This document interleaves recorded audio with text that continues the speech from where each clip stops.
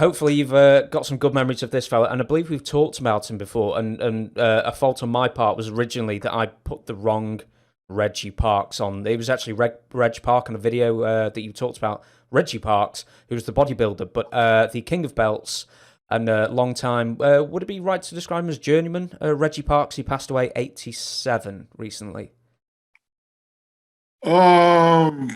Probably later he was a journeyman. Earlier he was. I think he was a top. He was always had a great body. Ran about 225, 230. Immaculate shape. Good worker. I don't know what kind of promos he did. Babyface promos. So had to be pretty decent. So I don't know. He was around Omaha. Probably did some main events. AWA and stuff. By the time I met him, he'd come down a little bit, but yeah, great guy. Yeah, was he a heel? Was it the AWA that you wrestled with him? He was a babyface. I don't know that he was ever a heel. He could have been. Yeah. So you were a babyface as well. So I imagine would have hung out with him a lot. I mean, so what was he like personally? Yeah, I was around him a bit. It was not that he was a hangout guy, but he was. It was pretty organized. A meal, he liked to drink beer, and he had a limit on everything. Everything was everything was well under control for himself. This sort of actually leads to another question just off the top of my head was when you were sort of like in the bodybuilding phases during your career, how did you make sure to eat right on the road? And where were some of your favorite eateries that you could get? Wow, you're young. It wasn't like now. So it was meat, steak or steak and chicken, just like now. I like pretty much like anybody, and then cutting the carbs, sticking with the strong protein, just staying away from the butter. Like potatoes you think are bad, but potatoes aren't bad. You never get rice on the road, especially in the mainland United States, much less brown rice. So it's just sticking with the within the confines of the. You get a hamburger, you throw the buns away, and just fork and knife it with the tomato and the salad and stuff, and pretty much that. Yeah. Pick at the fries. Don't dive in. Don't be a bam bam. Don't do the bam bam bit. But yeah, you just watch. I mean, you're on the road with W. You're making good bread, so you can order no problem steak and eggs or steak and this, steak and that. When you were working in the Southern Territories, were you a frequenter of Waffle House? Yeah.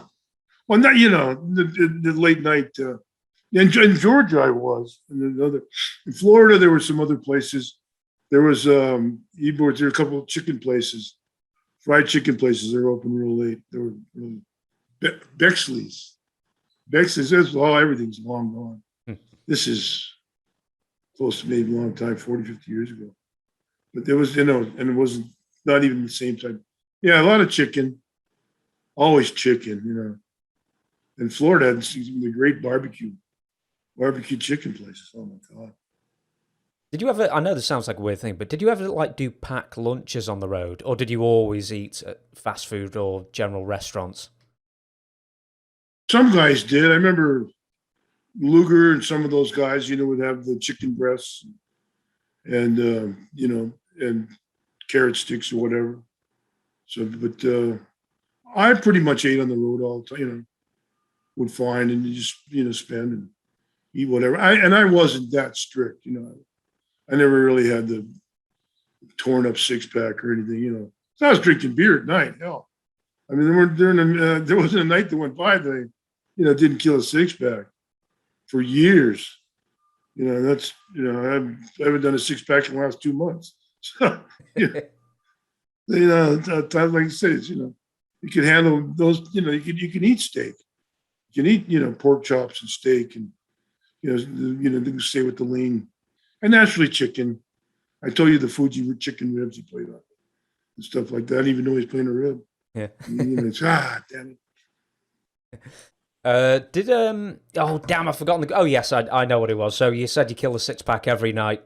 We always talk about beer, and we were talking about that wine I was drinking just before as well. A nice, not a Merlot. I've forgotten what the damn name is. Not a Rioja. My Merlot's fine, yeah. Malbec. Yeah, Malbec. Thank you for you telling me what I was drinking. And 6-pack on the road. The one brand you would always go for. There was just the one that you'd always go for. That was the king of beers that you get. I changed a lot. I had a lot.